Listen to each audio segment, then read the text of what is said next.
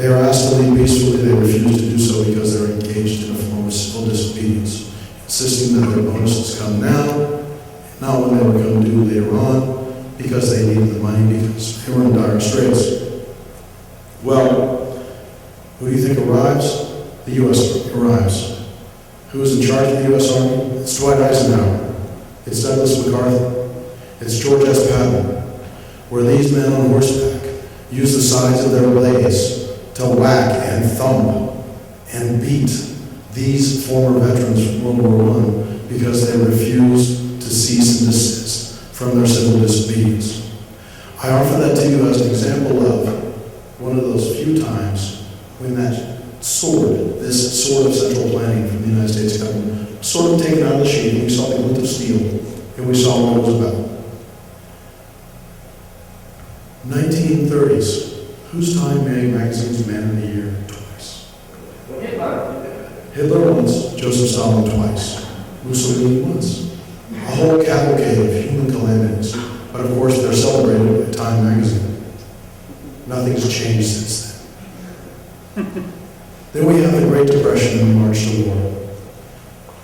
What Red DR discovers is that he cannot emulate Joseph Stalin in his behavior, because once Joseph Stalin was out of office in 1953, things relaxed, sort of.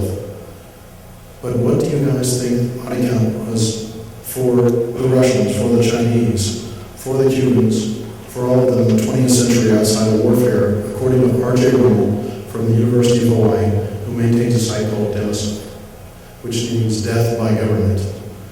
He estimates that the total casualties were 260 million corpses stacked up outside the warfare in the 20th century.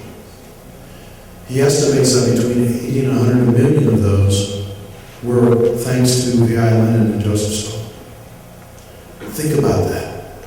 This is serial killing on a gargantuan basis. This is serial killing that can only be enabled by government bureaucratization.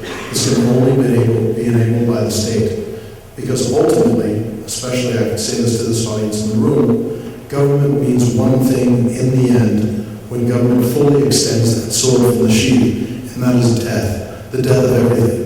The death of your government, the death of your economy, the death of your ability to work, the death of your ability to rear your family, and the death of your ability to captain your own destiny. Because government doesn't want you to do that. Because as Stefan will speak to most eloquently today, much more eloquently than I can, starting at noon, we are all cattle on a feedlot. Now the Soviets took their range master duties as cattle on a feedlot to rather fantastical proportions, where they took the notion and said, we will control everything. What they missed out on, though, and Red DR caught this, and all of his economic advisors, is they said, you know what, if we control everything, if we don't allow any private property or an illusion of private property, our cattle aren't going to be as productive. The distinction between communism and fascism is that communism will make it Aeroflot, Soviet Airlines, or British Airways, for that matter. They will make them nationalized corporations. What fascism does, and it's a brilliant notion for those who wish to be collectivist, but make you feel as if you're free, is vertically and horizontally. They take business firms and individuals, and through taxation and regulation, they control every transaction that takes place, without exception, in the above-ground economy. So, what the fascisti developed was a system in which we can have this illusion of freedom, and I think that this has gone through the 20th century, and it's coming well into this century, where we have this illusion of freedom, but we are not free. Here's what I would urge you to do to test your ability to be free. The next time those flashing red lights of the armed tax leader who is raising revenue for his masters shows up in your rearview mirror, don't stop. The next time that you want to toke some pot, go to the court building and do so. The next time that you want to carry your gun and your knives, go to a court building and insist that you're not going to go through the X-ray machine or anything like that. Or better yet, better than everything else I've just described, stop paying your damn taxes. That's what you're doing.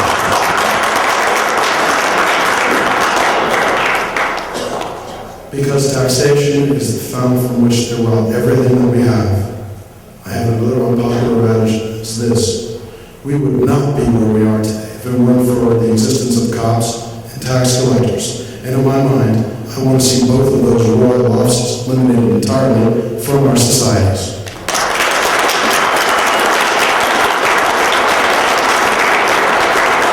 So we have the conclusion of World War II, which I finally call the war to save Joseph Stalin, because that's what it turned out to be.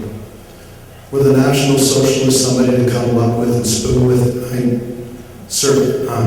was there an opportunity for Stalin and Hitler to beat each other to a bloody pulp without us getting involved? Absolutely. Should we have done that? Well, history, hindsight is 20/20. I'm merely speculating when I come to that conclusion, but I think that a lot of young men could have been saved as a result of us not getting involved in that wretched conflict. I was talking to Adam Kokesh at a dinner, and I had done some study in preparation for this talk about World War I, and I recommend a book called The Pity of War by Neil Ferguson. Well, I looked at casualties figures for the French nation, because France was the sine qua non, the center of gravity for that conflict. That's where a lot of the bloodshed occurred.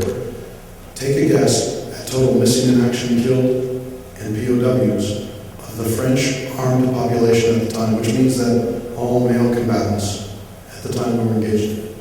That figure is 75%. 3 out of every 4 young men were killed, wounded, or taken prisoner. What effect does that have on a generation after that time? What does that do for freedom and liberty? You know what it does? It robs all of us of freedom and liberty. Because among them could have been another Hayek, among them could have been another Mises, among them could have been another Rothbard. But they're not there. They're in graves somewhere, if they were buried at all. So we find ourselves in the situation where our range masters, our feedlot leaders, for those of us who are the cattle in the feedlot, said, you know what, the communist system may not be the system we're going to use, but we're still going to use a Soviet-style system, because that's exactly what it is. Soviet is a quaint Russian word for harmony or chaos.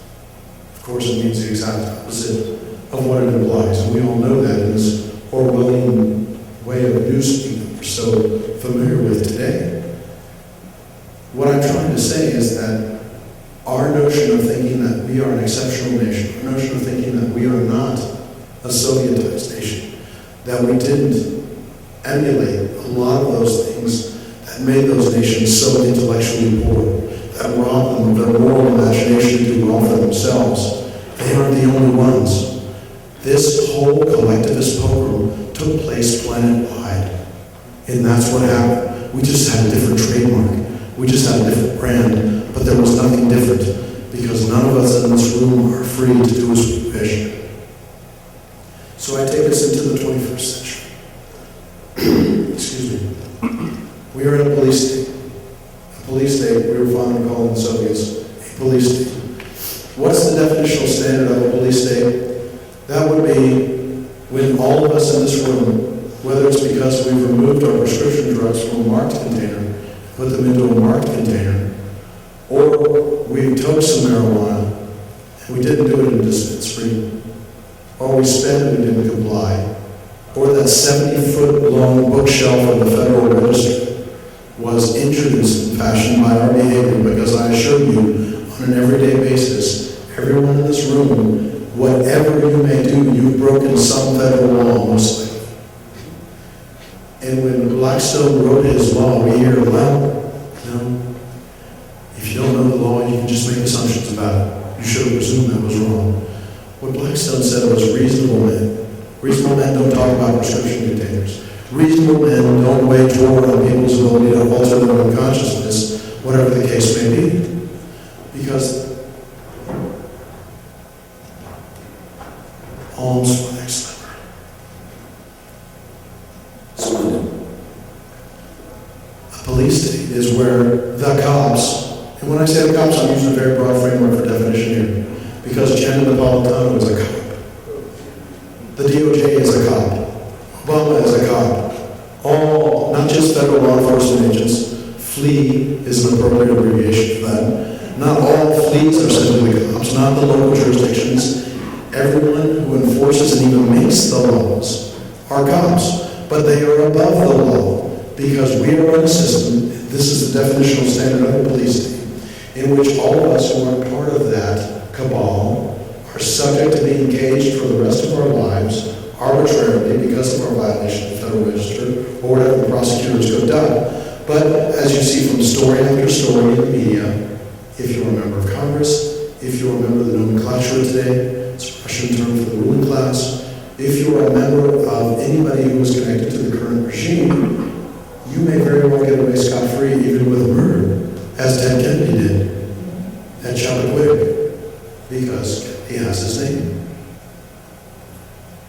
We made war on the world. We have a police state.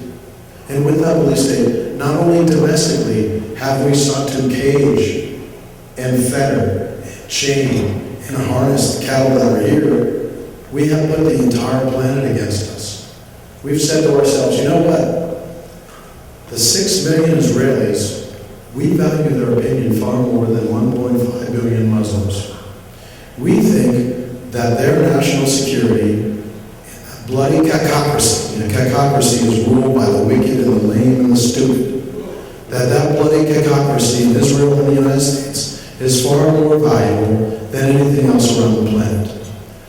I was a serving officer. I've been very severely ship hits around planet Earth.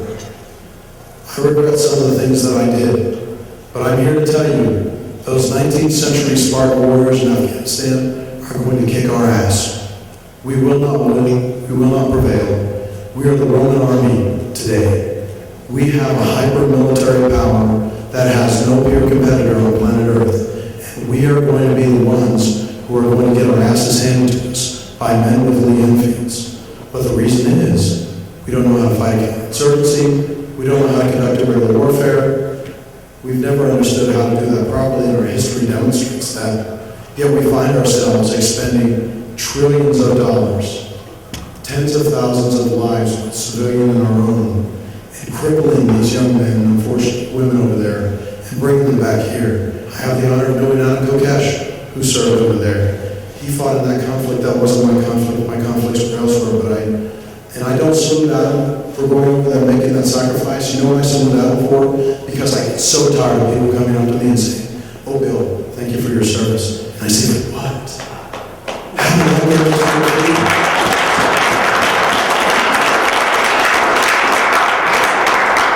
You know what I guarantee?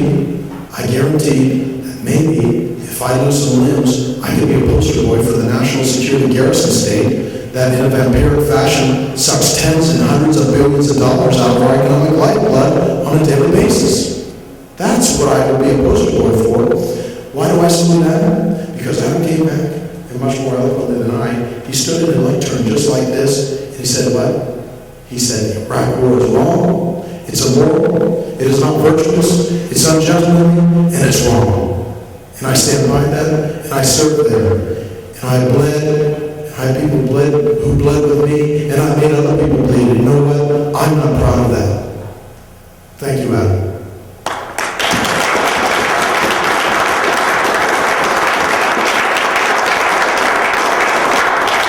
I know I'm meandering a bit here, but I'm trying to shoehorn into 1 hour why I have this notion that we are going to collapse, and this is the collapse of the Soviet nation. I want to This past July, I debated Dr. Daniel Walker Howe, Pulitzer Prize-winning historian from UCLA, on why the Articles of Confederation, which I championed, were better than the Constitution.